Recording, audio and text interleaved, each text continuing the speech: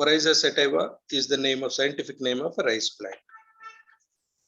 So here, leaf blight is the disease caused by this bacteria. Leaf blight in the sense the leaf, you will find no brown spots on the leaf.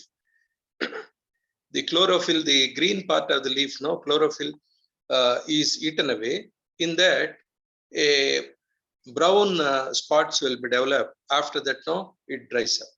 That is called leaf blight. Gram negative, this bacteria is gram negative, and it gives yield loss. And then leaf sheath, that means no, the top portion, the leaf wherein no, the leaf, new leaf starts. The old leaf is called leaf sheath. The leaf sheath, below that, when what it from leaf sheath to the other leaf, it transmits. That is because of water. The leaf sheath, some water will be stored. Through water, the bacteria enters into a fresh leaf also, it causes disease. Wind helps in increasing the disease, and it spreads to other crops, other weeds also, but the preference is only rice plant.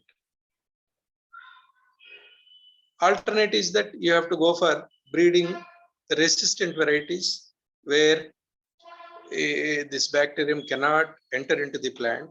Such kind of resistant varieties have to be developed and they have to be grown. Usmania University, Hyderabad, has come up with a solution for this. It developed the rice seeds are soaked in cellulose kind of a material,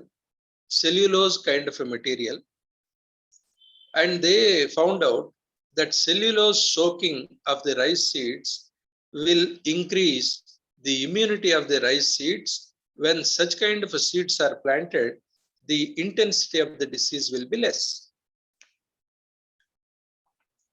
The next point is DNA Technology Regulation Bill 2019. DNA Technology Regulatory Bill 2019.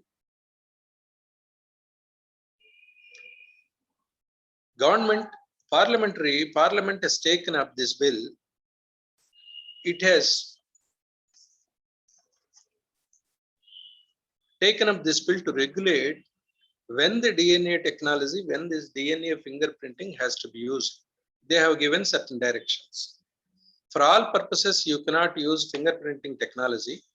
Only in these conditions, fingerprinting technology can be used.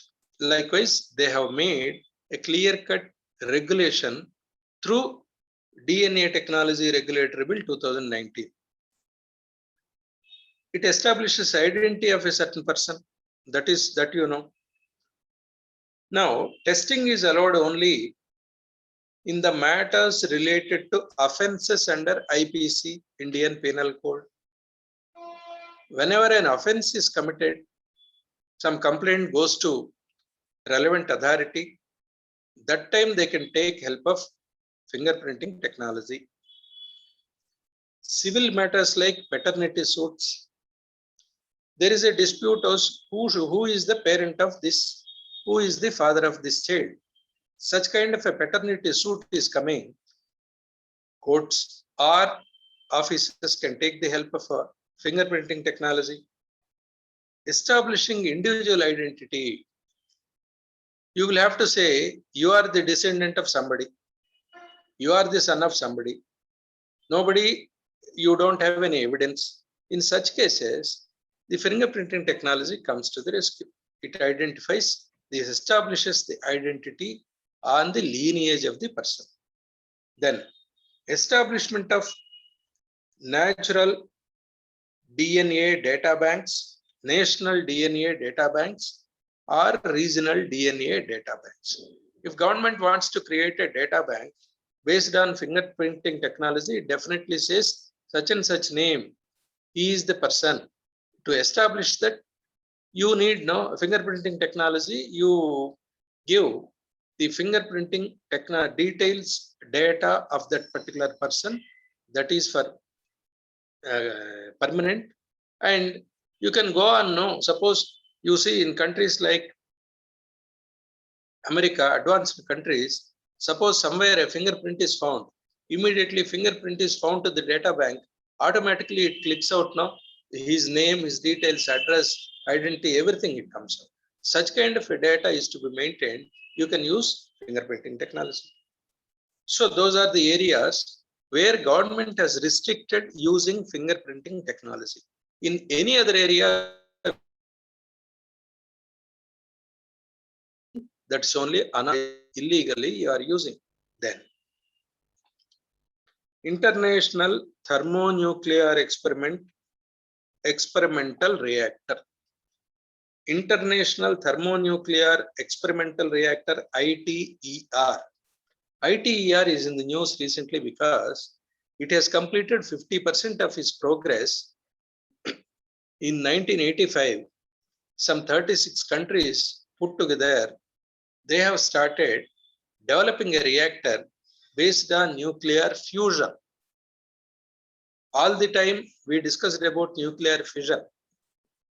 Fusion means no two you are bringing together, and then no some other thing is hydrogen is forming helium, and then no it is giving a lot of energy. That is fusion. That fusion you require no lot of heat will be generated. To withstand that, you need to have a reactor which suits to the requirements of such kind of it. First of all, the energy, how much energy can be liberated, how much energy we can now withstand, how much energy we can store, and how to store.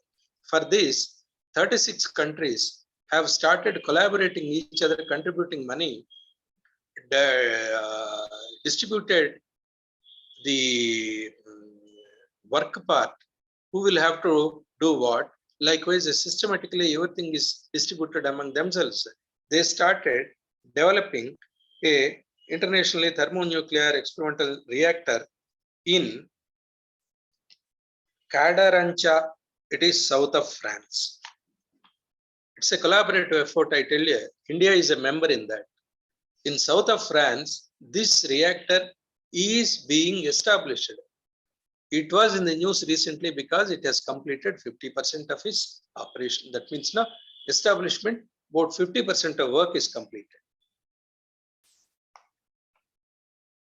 A machine, they are developing a mechanized unit called tokamak. This tokamak is the one now where inside fusion occurs. It traps the energy. It withstands the temperature produced by fusion.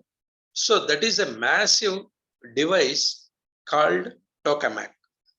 Tokamak is nothing but it's a reactor's name in being established in France. COVIRAP testing. COVIRAP, IIT Kharagpur has recently produced a COVID-19 testing kit that is called COVIRAP. It is approved by ICMR. It is low-cost equipment, a cuboid-shaped portable testing device. In this, some liquid will be there. You will add the sample of the COVID patient to the liquid. There will be, just like your diabetic strips, there will be some strips attached to this. When strip is turning into colored lines, or when strip develops colored lines, then it is decided that he is a COVID positive. This testing device, because it's cheap and effectiveness, it is approved by ICMR. It was there in the news 5-6 months ago. COVIRAP is the product name.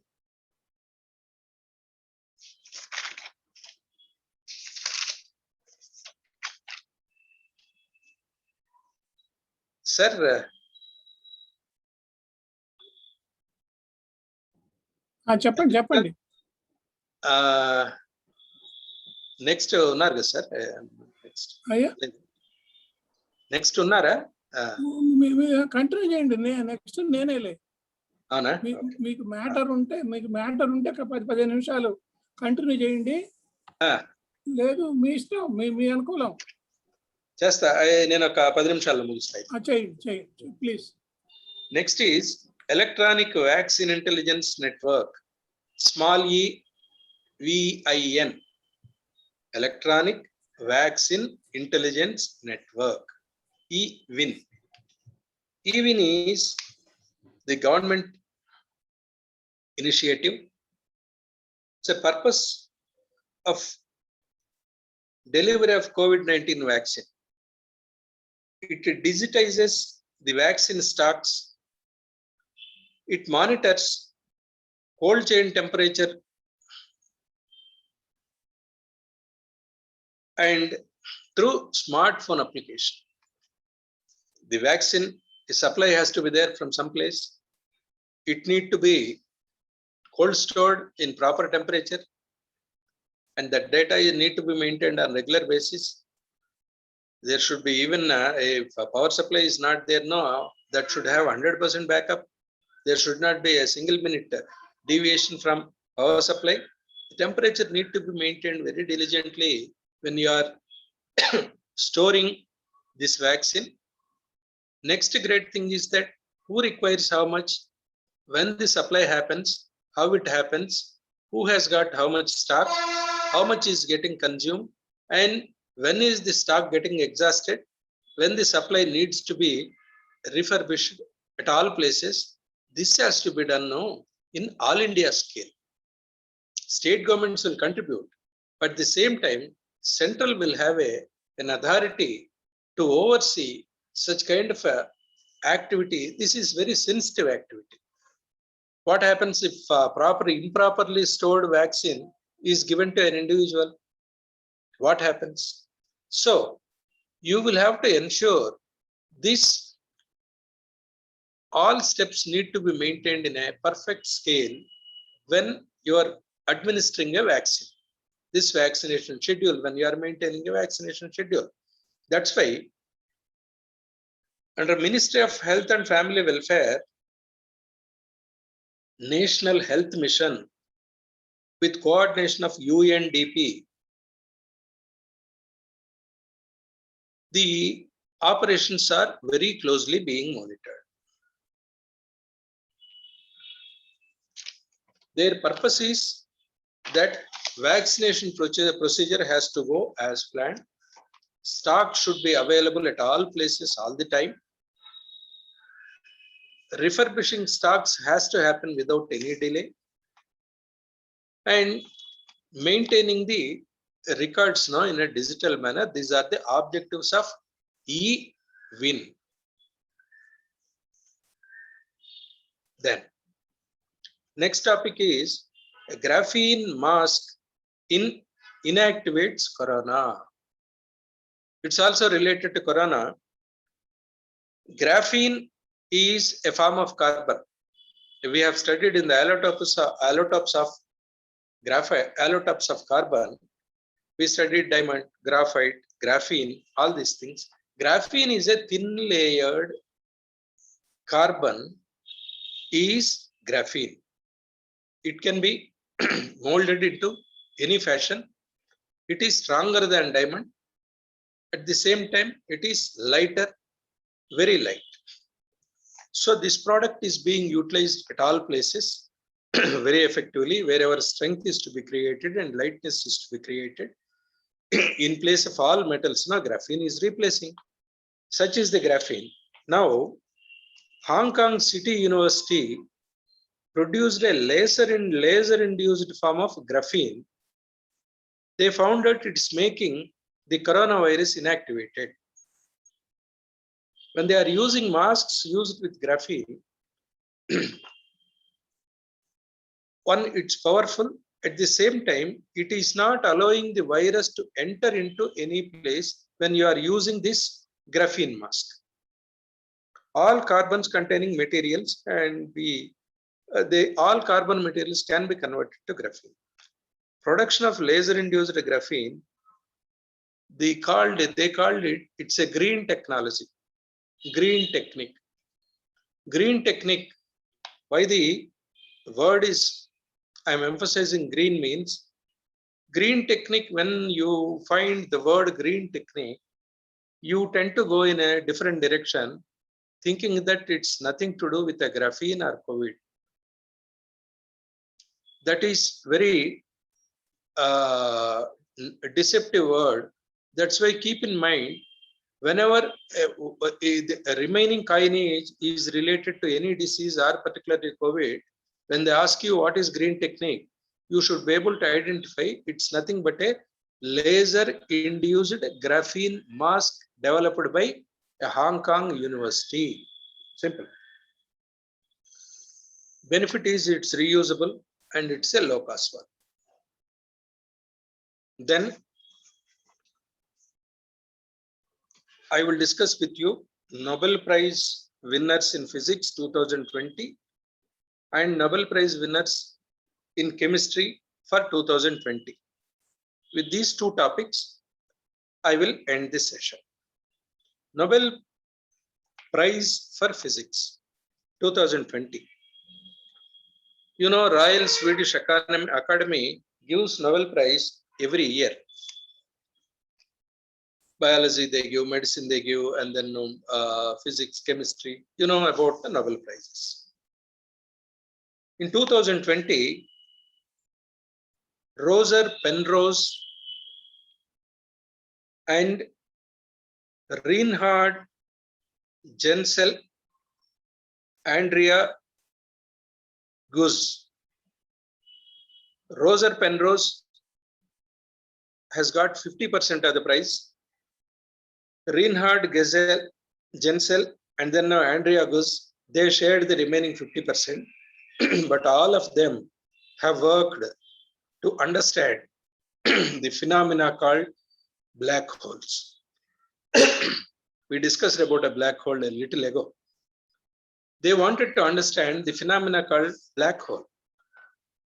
Black hole, when a stars collapse, and they defined as a space in the universe with escape velocity is so strong that that light cannot escape it.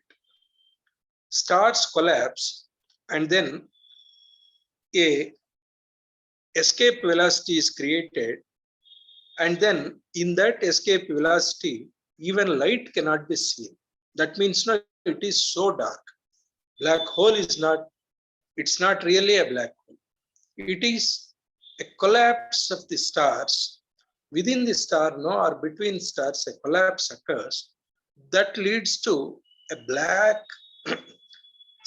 a strong black area wherein no, the light also cannot be seen. That is the black hole. Escape velocity is the speed at which an object must travel to override a planet. Escape velocity is the speed wherein no, if you have to override a star's speed, a planet's speed, you require more speed. That is called an escape velocity.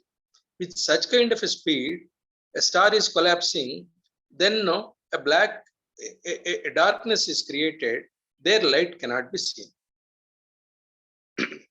The reason for light cannot go is that there will be heavy gravity inside the black hole, which is really strong.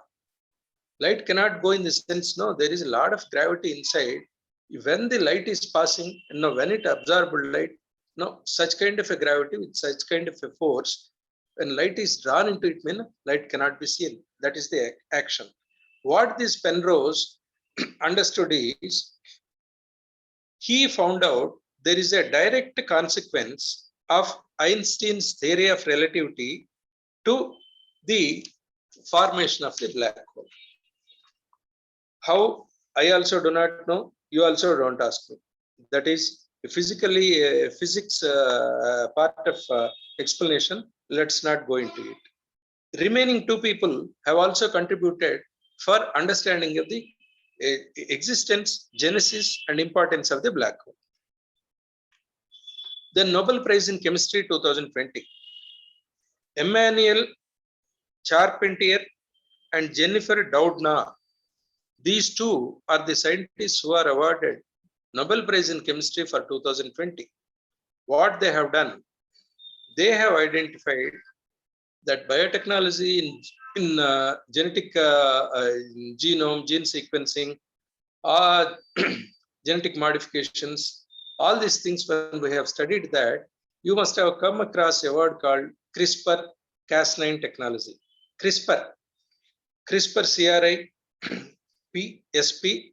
CRISPR, Cas9, Cas9 is a protein. It acts like a scissors. It cuts the DNA of a faulty gene. It cuts the faulty gene. It separates, and then there a vector goes and then binds itself, produces the. If you are sending the required gene part, automatically gene gets replicated. The protein is developed. Then the diseased part will be eliminated. It will be done into the good one. The gene sequencing and then genetic modification, the gene technology that we have studied. These people have found out the CRISPR. CRISPR is a chemical mechanism where CRISPR part is the chemical mechanism. These people have they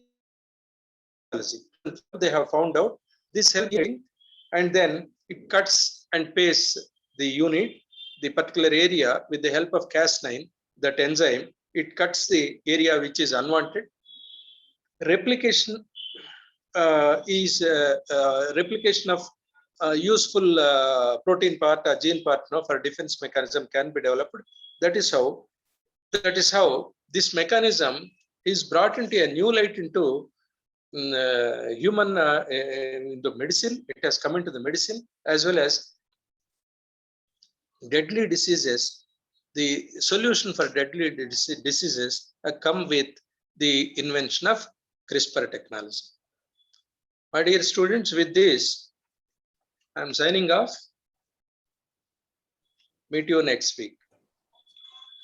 Yeah, thank you, sir. Thank It you, was sir. very informative. Baga, a lot of things you have discussed based on the previous question papers and very current topics. Sir. Bagu. Thank you, sir. Thank you. Thank you, sir. Nobel Prizes information you have given, sir. This Meeting lo unna mandi. for dear students. Today we had planned for the presentations by the students, right? Yes, ma'am.